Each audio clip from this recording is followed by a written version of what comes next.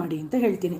ಎಷ್ಟೋ ಜನಕ್ಕೆ 30 ವರ್ಷ, 35, 40, 45 ವರ್ಷಗಳ ತನಕನೂ ಕೆಲವರಿಗೆ ಮದುವೆ ಆಗಿರಲ್ಲ.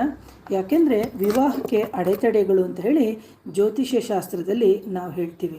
ನೋಡಿ, ಇಂತಹ ಸಂದರ್ಭದಲ್ಲಿ ಬಹಳ ಬಾರಿ ನಾವು ಜ್ಯೋತಿಷ್ಯ ಶಾಸ್ತ್ರ ಅಲ್ಲದೇನೇನು ಕೆಲವೆಲ್ಲ ವಿಚಾರಗಳನ್ನ ನಾವು ಕೂಲಂಕುಷವಾಗಿ ನೋಡಬೇಕಾಗುತ್ತೆ.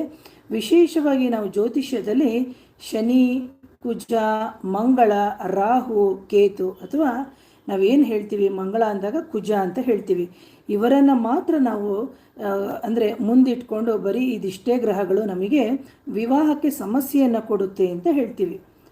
ಆದರೆ ನಾವು ತುಂಬ ಡೀಪಾಗಿ ಅನಲೈಸ್ ಮಾಡಿದಾಗ ನಮಗೆ ಬೇರೆ ಉಪಗ್ರಹಗಳು ಅಂತಲೂ ಇದೆ, ಅದರಿಂದ ಸಮೇತ ನಮಗೆ ವಿವಾಹದ ಜೀವನಕ್ಕೆ ಸಮಸ್ಯೆಗಳನ್ನು ಕೊಡುತ್ತೆ. ಹಾಗೆ ಮಾಂತ್ರಿಕ ಬಾಧೆ ಹಾಗೆ ನಕಾರಾತ್ಮಕ ಶಕ್ತಿಗಳ ಸಮಸ್ಯೆ ಇದ್ದಂತಹ ಸಂದರ್ಭದಲ್ಲೂ ಸಮೇತ ನಮ್ಮ ವಿವಾಹಕ್ಕೆ ಅಡೆತಡೆಗಳು ಉಂಟಾಗುತ್ತೆ, ಅಥವಾ ವೈವಾಹಿಕ ಜೀವನದಲ್ಲಿ ಏರುಪೇರುಗಳು ಉಂಟಾಗುತ್ತೆ.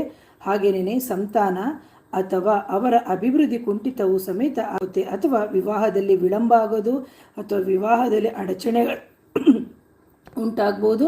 ಇಲ್ಲದೇ ಇದ್ದಂತಹ ಸಂದರ್ಭದಲ್ಲಿ ಅವರಿಗೇನಾಗುತ್ತೆ ಅಂತಂದರೆ ಒಂದು ಅಪವಾದದ ವಿವಾಹವು ಸಮೇತ ಆಗುವುದುಂಟು ಅಂತ. ಹಾಗಾಗಿ ಬರೀ ಶನಿ ದೋಷ ಮಾತ್ರ ನೀವು ಅನ್ಕೋಬೇಡಿ. ಯಾಕಂದರೆ ಶನಿ ಅಂತ ಹೇಳಿದಂತಹ ಸಂದರ್ಭದಲ್ಲಿ ನಿಜವಾಗ್ಲೂ ಮಂದಗ್ರಹ ಇರಬಹುದು. ಶನಿಗ್ರಹ ನಿಧಾನವಾದಂತಹ ಫಲ, ಅದರ ಜೊತೆಗೆ ವಿವಾಹವನ್ನು ಸಮೇತ ತಡ ಮಾಡ್ತಾನೆ. ಹಾಗಾಗಿ ಜೀವನದಲ್ಲಿ ತಡವಾಗಿ ಜವಾಬ್ದಾರಿಯನ್ನು ಕೊಟ್ಟು ಪರೀಕ್ಷೆಯನ್ನು ಮಾಡ್ತಾನೆ. ಕೆಲವೊಮ್ಮೊಮ್ಮೆ ಸೂಕ್ತ ಜೋಡಿ ಸಿಗೋದ್ರಲ್ಲಿ ಸಮೇತ ವಿಳಂಬ ಆಗುತ್ತೆ. ಹಾಗಾಗಿ ಯಾವಾಗ ನಮಗೆ ಶನಿಯಿಂದ ಆಗುವಂತಹ ಸಮಸ್ಯೆಗಳಿಗೆ ನಾವು ಒಪ್ಪಂದಗಳನ್ನು ಮಾಡಿಕೊಂಡು ಅದಕ್ಕೆ ಸಂಬಂಧಪಟ್ಟಂತಹ ಪರಿಹಾರಗಳನ್ನು ಮಾಡಿಕೊಂಡು ಹೋದಂತಹ ಸಂದರ್ಭದಲ್ಲಿ ಖಂಡಿತವಾಗ್ಲೂ ವಿವಾಹದಲ್ಲಿ ಉಂಟಾಗೋ ಸಮಸ್ಯೆಗಳನ್ನು ನಾವು ನಿವಾರಣೆಯಾಗಿ ಮಾಡ್ಕೋಬೋದು.